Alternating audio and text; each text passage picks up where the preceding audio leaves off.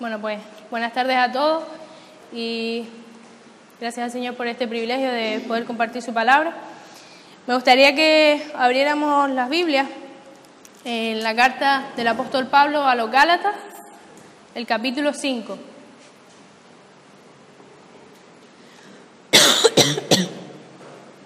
Gálatas, capítulo 5.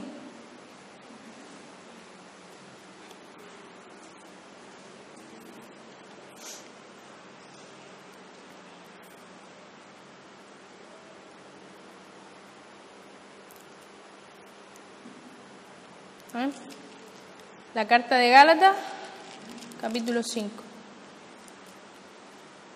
Vamos a leer desde los versículos 1 hasta el 6 primeramente y luego pues tocaré otros versículos, pero primeramente nos vamos a centrar desde los versículos 1 hasta el versículo 6. Dice la palabra del Señor: Estad pues firmes en la libertad con que Cristo nos hizo libres, y no estáis otra vez sujetos al yugo de esclavitud. He aquí, yo Pablo os digo que si os circuncidáis, de nada os aprovechará Cristo. Y otra vez testifico a todo hombre que se circuncida, que está obligado a guardar toda la ley. De Cristo os desligasteis los que por la ley os justificáis, de la gracia habéis caído. Pues nosotros, por el Espíritu, guardamos por la fe la esperanza de la justicia. Porque en Cristo Jesús ni la circuncisión vale algo, ni la incircuncisión, sino la fe que obra por el amor. Bueno, en el Antiguo Testamento, en muchas ocasiones se habla de la esclavitud, se dan leyes y normas que rigen la relación entre el amo y el esclavo. También se habla de cómo una persona llegaba a ser esclavo.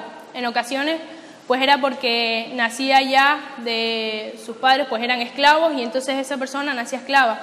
Y otra de las formas que habla es que cuando una persona cometía un robo o contraía una deuda, debía reponer ese robo o esa deuda. Y cuando no tenía bienes para hacer esto, pues esa persona podía ser vendida como esclavo, como forma de pago para regenerar esa deuda. Pero si un pariente cercano a esta persona pues se enteraba de esta situación, podía hacer el pago de esa deuda, liberando así a esa persona y haciendo que esa persona quedara libre de nuevo.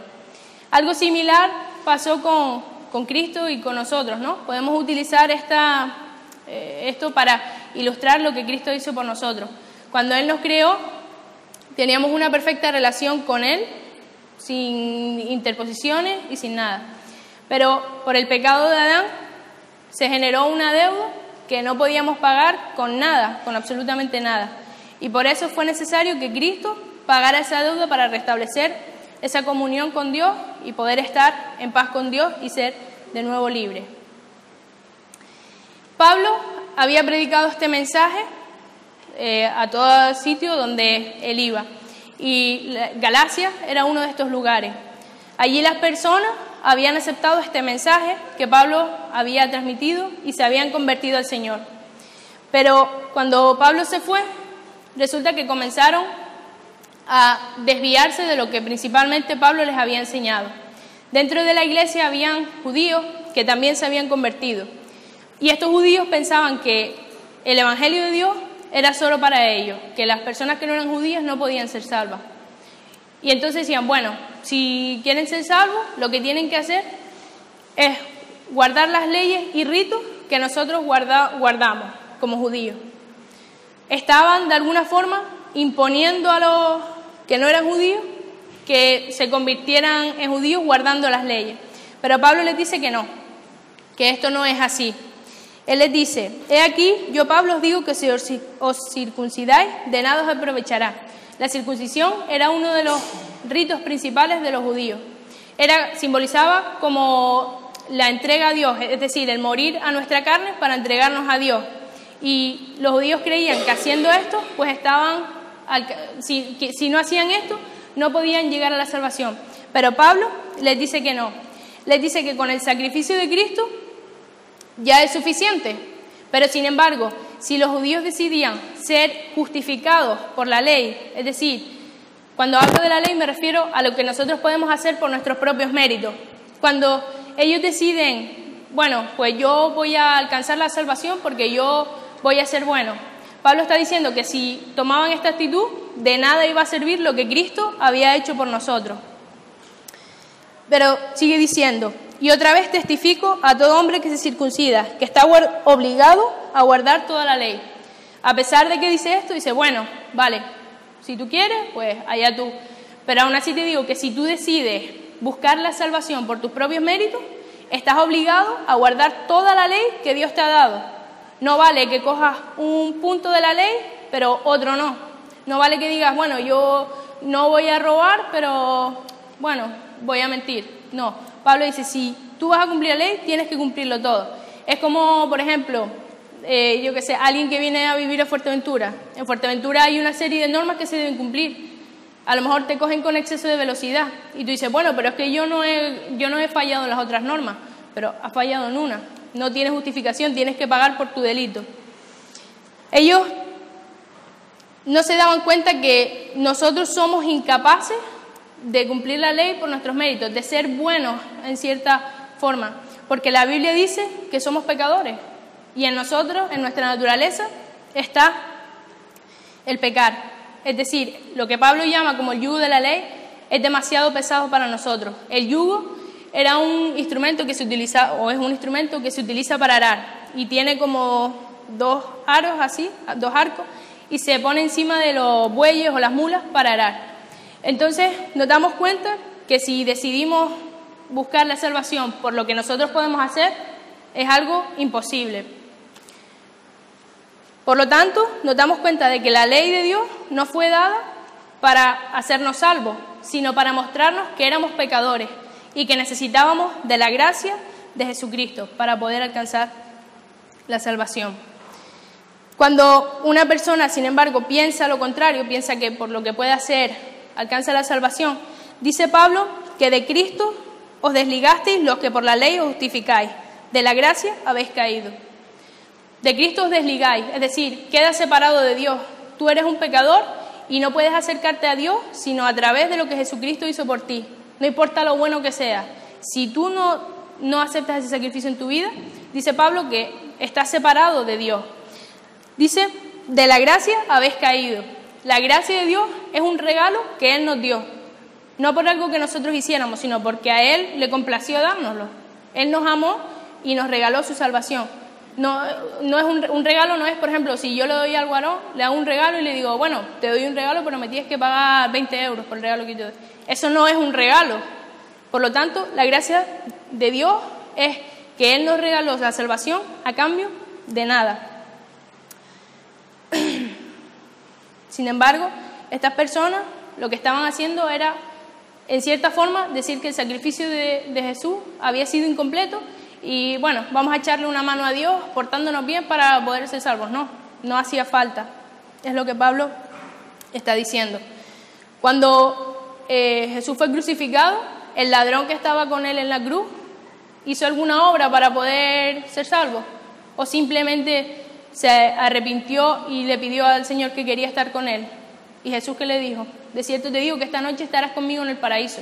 Y el pecador lo único que hizo fue arrepentirse y reconocer a Jesús como Dios.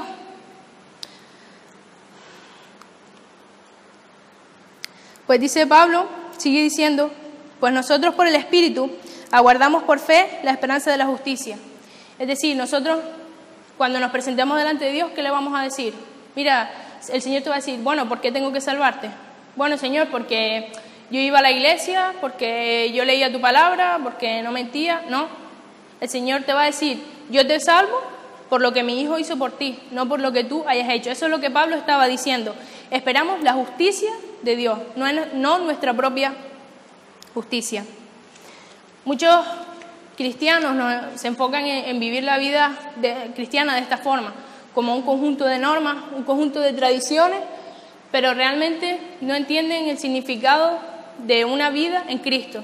Es una vida en relación con Dios, no venir a la iglesia domingo tras domingo y luego marcharnos a casa, sino caminar día a día con Cristo, caminar en una relación íntima con Él.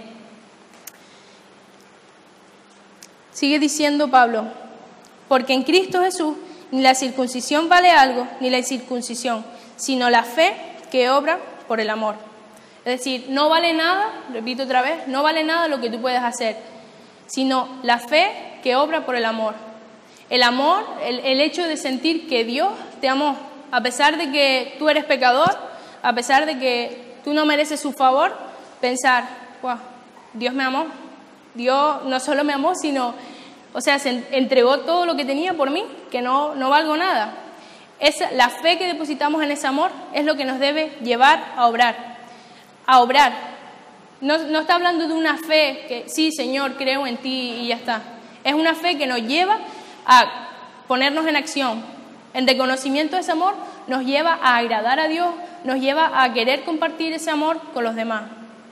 Ahora, hasta aquí más o menos se entiende, ¿no?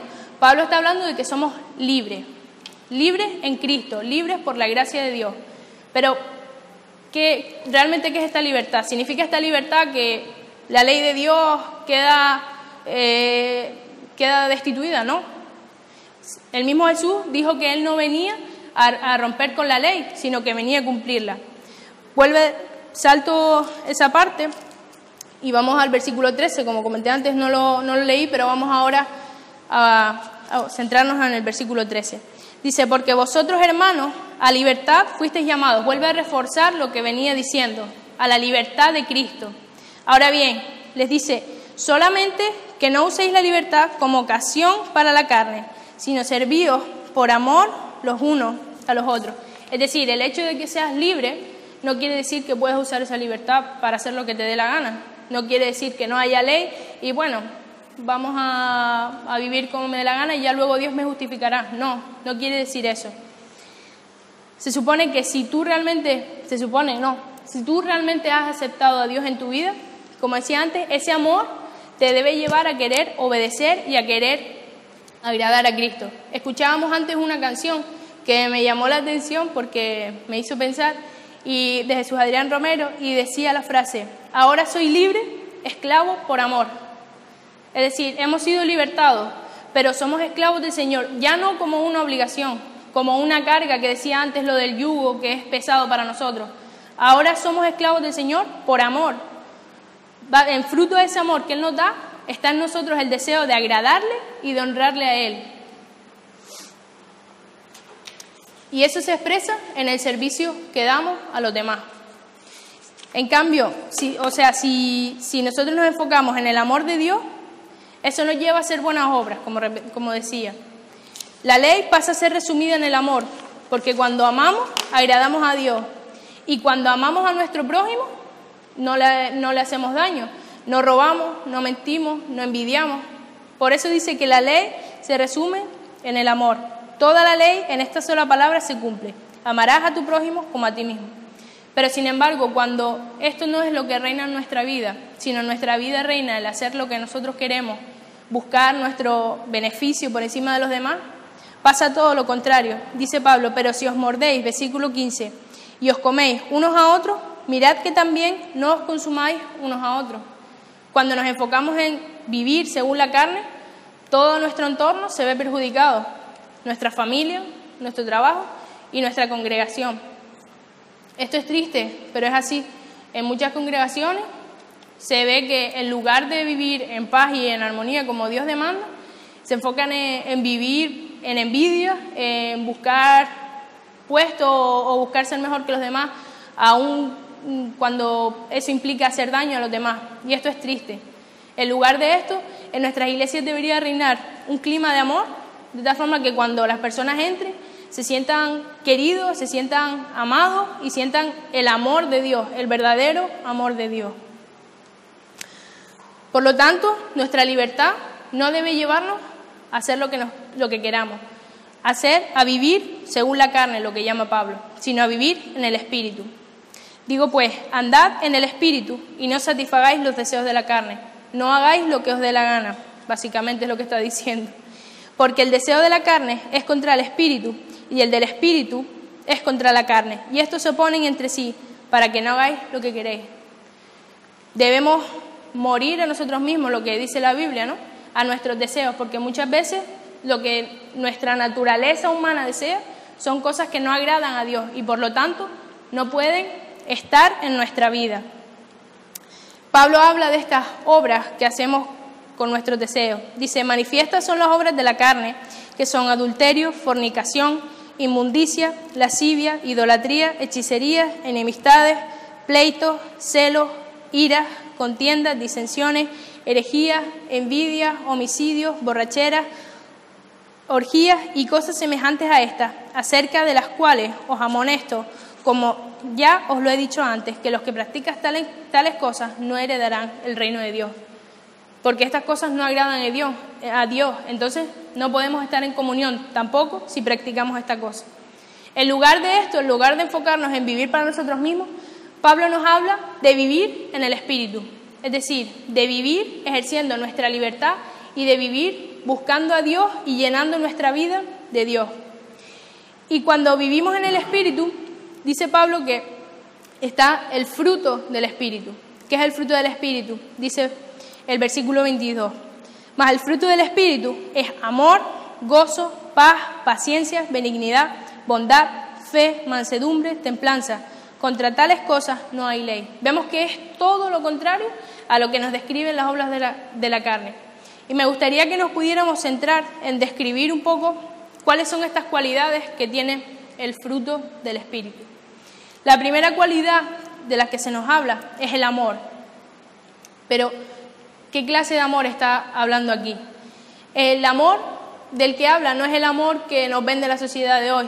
Un amor de, bueno, sí, yo te amo, pero a cambio de, yo te doy, pero tú me das. No. Está hablando de un amor sincero, sin condiciones, sin reservas, que lo da todo por los demás, aun cuando los demás no hacen nada o aun cuando los demás nos perjudican. Este amor es el fundamento de todas las demás cualidades del fruto del Espíritu. Sin el amor, nada de lo demás se puede dar en nuestra vida. Y encontramos esta clase de amor en 1 Corintios 13, del 4 al 7. Dice, el amor es paciente y bondadoso. El amor no es celoso ni fanfarrón, ni orgulloso, ni ofensivo.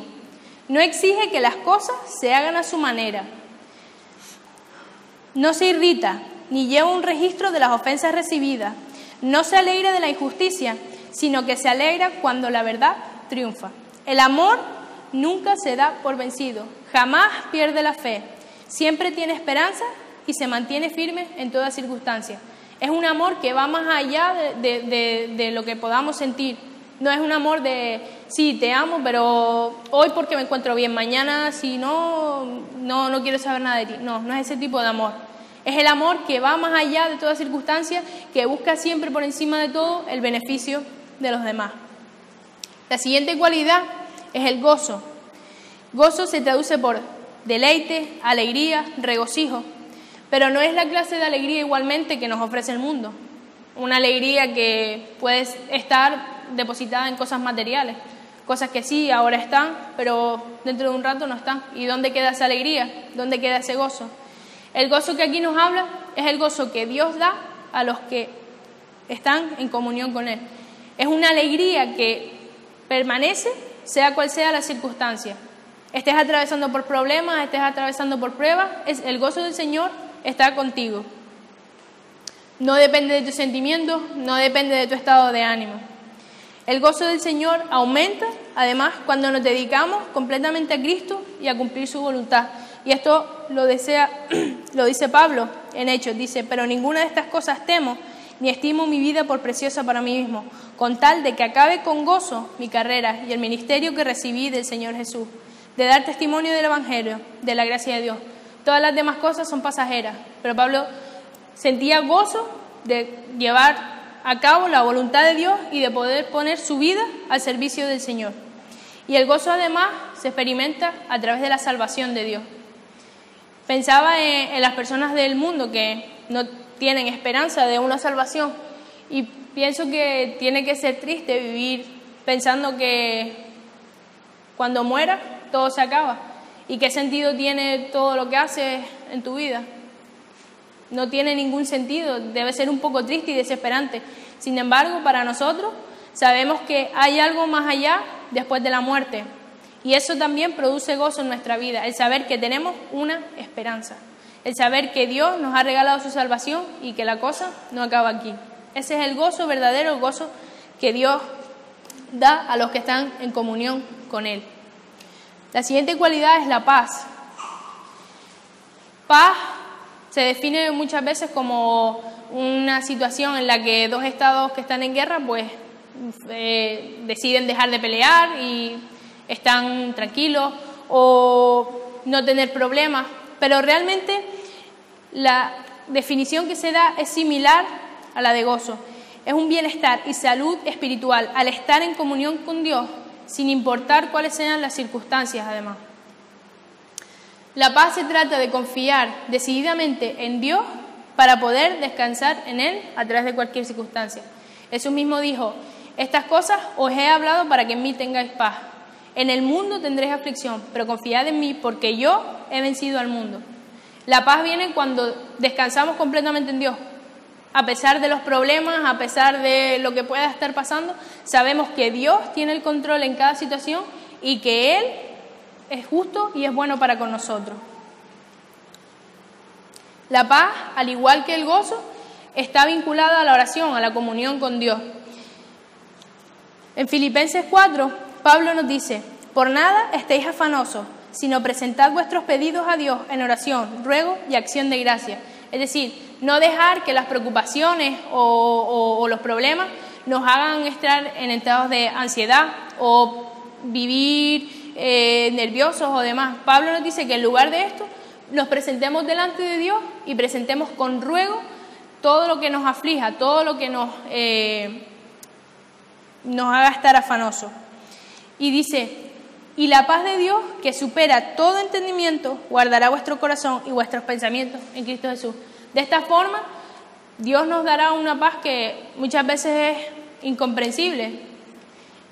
Había una persona que siempre estaba en su trabajo y siempre esta persona pues estaba animando a los demás, los ayudaba, ¿no? Siempre cuando tenían problemas acudían a esta persona. Y un día otra persona le dijo: oye, ¿por qué siempre estás tan de buen ánimo? Tú nunca tienes problemas, tú no sé. Y la respuesta de esta persona fue: no es que no tenga problemas, es que mis problemas están en las mejores manos. Esa es la paz que sobrepasa todo entendimiento. La paz que no podemos entender, pero que está en nuestros corazones y que viene de Dios. La siguiente cualidad es la paciencia. La paciencia se describe como resistencia, constancia, perseverancia y tolerancia. Constantemente Pablo describe la vida cristiana como una carrera, pues dice que la paciencia es la cualidad que nos da la resistencia para correr esa carrera sin desesperarnos. Por lo tanto, necesitamos ser pacientes en todos los sentidos, en todas las áreas de nuestra vida. Pacientes para esperar las promesas de Dios. Cuando Dios te promete algo, ten por seguro que Dios te lo va a dar, pero quizás no es cuando tú lo quieras, sino en el tiempo de Dios. Muchas veces nos cuesta esperar, somos como los niños chicos, queremos algo y queremos que Dios nos lo dé ya. No, debemos ser pacientes porque Él sabe cuándo nos conviene, en qué momento es mejor para nosotros. Debemos ser pacientes en medio de los problemas, de igual forma para esperar la solución de Dios. Dios nunca se olvida de nosotros, pero muchas veces Él utiliza los problemas o las dificultades para probarnos y está esperando a que nosotros sepamos depender de Él y confiar en Él, y demanda paciencia de nosotros en medio de estas circunstancias. Y también paciencia en el sentido que la describe aquí, para ayudar a otros y para poder vivir como iglesia. Muchas veces somos personas humanas y hay cosas que nos molestan de los unos de los otros, pero necesitamos paciencia para poder soportar lo que nos molesta de los otros. Y también paciencia con las personas que están empezando en el Señor, para poder ayudarlos y hacer que ellos se acerquen también más al Señor. Luego nos habla de benignidad. La benignidad significa actuar buscando el bien de los demás, pero con una actitud de dulzura, ternura, gentileza, afabilidad en el trato con otro. La benignidad y la bondad, que es la siguiente cualidad de las que nos habla, son muy parecidas. De hecho, cuando las estaba estudiando no comprendía bien la diferencia. La benignidad recordamos, trata de que nosotros debemos tener un carácter dulce, amable con las personas. Sin embargo, la bondad se trata de, por un lado, ser justos, actuar con justicia, ser honestos, y por otro lado, igualmente se trata de ser buenos con los demás, es decir, hacer el bien a los demás por encima de nosotros, pero muchas veces con una actitud de firmeza o una actitud de reprensión. Por ejemplo, cuando un padre ve que su hijo está haciendo algo mal, su padre lo va a reprender, lo va a corregir y le va a hablar con firmeza, le va a hablar con dureza, pero está actuando con bondad porque lo ama y sabe que esa corrección lo va a ayudar. ¿Se ve la diferencia? Mientras benignidad es hablar con dulzura, con amor, con amor debe ser los dos, pero con un carácter más amable, más dulce. La bondad en ocasiones puede significar hablar con firmeza, con dureza, para corregir algo que está mal en la vida de una persona. Luego habla de la fe. La fe se refiere aquí a fidelidad. La fidelidad que nosotros debemos mantener a Dios, ser fieles a Dios y seguirle, sean cuales sean las circunstancias. Pero también habla de fidelidad, de que nosotros debemos ser dignos de confianza con los demás. Los demás deben ver en nosotros una persona en la que se puede confiar, una persona que es constante, que no es hoy sí, mañana no, sino una persona con la que se puede contar. A eso se refiere en este pasaje la fe como fidelidad. Luego habla de mansedumbre. La mansedumbre se puede traducir como humildad. Decíamos que la bondad muchas veces requería reprensión, pues la humildad, debemos tener esa humildad para poder aceptar esa reprensión o esa corrección que viene de Dios. Muchas veces nos cuesta muchísimo aceptar cuando alguien nos dice, mira, te estás equivocando, esto no lo estás haciendo bien, pero realmente si vemos la Biblia, Dios nos llama a que seamos humildes para aceptar la corrección que viene de Él, aunque nos la da a través de otras personas. Debemos ser mansos, humildes, para aceptar la voluntad de Dios. Cuando aceptamos a Dios en nuestras vidas, cuando el Espíritu Santo toma control de nosotros, debemos ser humildes para aceptar su voluntad, sin poner condiciones y sin querer hacerlo a nuestra manera, sino dejar que Él actúe como Él quiera.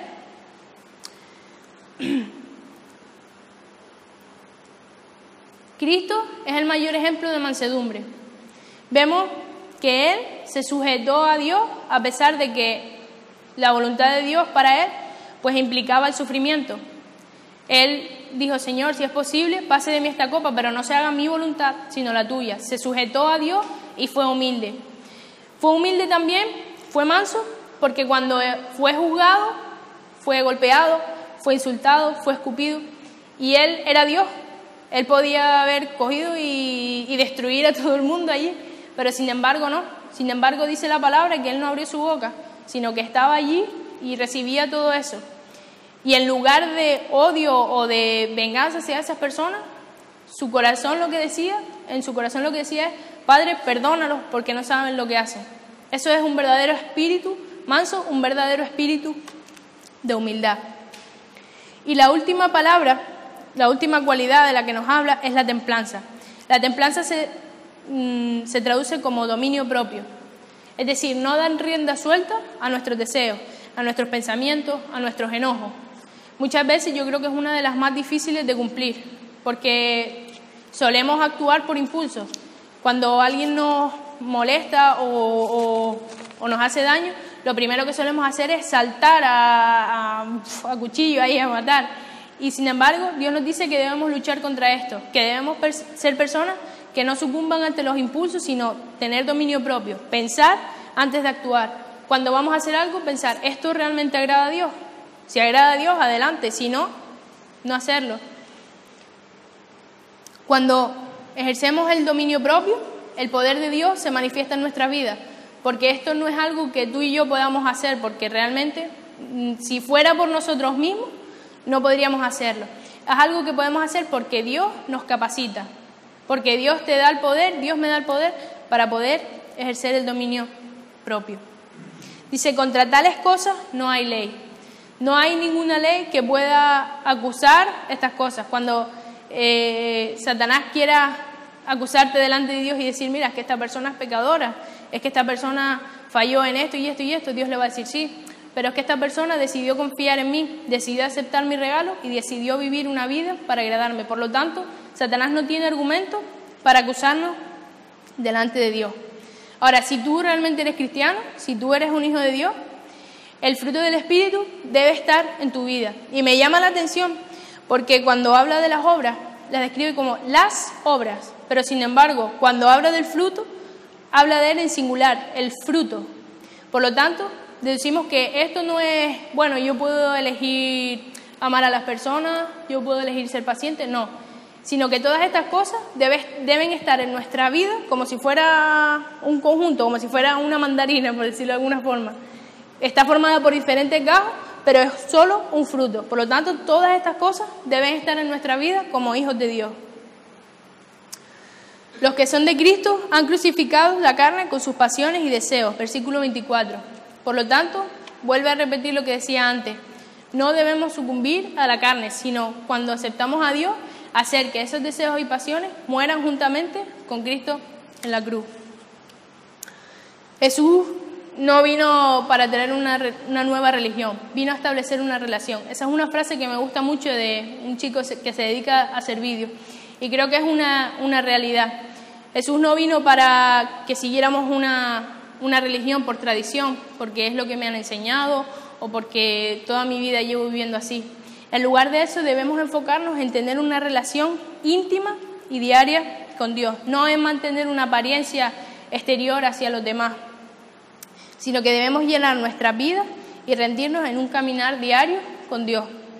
Debemos ejercer nuestra libertad buscando el servirle y agradarle a Él, obedeciéndole en todo lo que Él demande de nosotros y teniendo el amor como la base.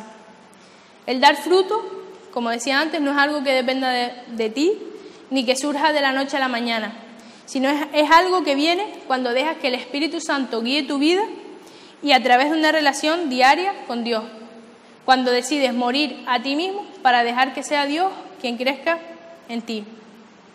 Por último, el versículo 25 dice, si vivimos por el Espíritu, andemos también por el Espíritu. No nos basta con decir con nuestra boca que somos cristianos, sino que Pablo nos insta a andar conforme a lo que proclamamos. Muchas personas, muchas veces pienso que las personas rechazan a Dios por nuestro propio testimonio. Yo la primera, porque decimos soy cristiano, pero después nuestros comportamientos dejan mucho que desear. Pablo nos insta a que esto no sea así, sino que lo que confesamos con nuestra boca lo reforcemos con nuestros hechos, para que así también las vidas de otras personas puedan ser impactadas. Así que me gustaría simplemente dejarles con esa frase que a mí me llamó la atención. Ahora soy libre, pero esclavo por amor. Así que me gustaría que pudiéramos orar. Señor y Padre, te damos gracias, Señor, por que tú eres bueno en nuestra vida, Señor. Te damos gracias por el regalo que tú nos has dado a través de Jesucristo. Señor, aún sin merecerlo, aún sin haber hecho nada, Padre, tú decidiste salvarnos porque nos amabas. Queremos darte muchas gracias porque nos has dado libertad, Señor. No debemos vivir una vida religiosa, una vida de normas, Señor, sino una vida plena en ti, Señor, en una relación contigo, Padre. Te pedimos que nos ayudes a buscar llenarnos de ti, Señor, y a no buscarnos en cosas de fuera, Señor, que realmente son pasajeras, Señor. Danos de tu gozo, danos de tu paz, Señor. Ayúdanos a ser pacientes, ayúdanos a ser humildes, Señor, y ayúdanos a agradarte y a honrarte en todo a ti, Padre. Bendícenos y guárdanos, Señor. En tu precioso y tu nombre. Amén.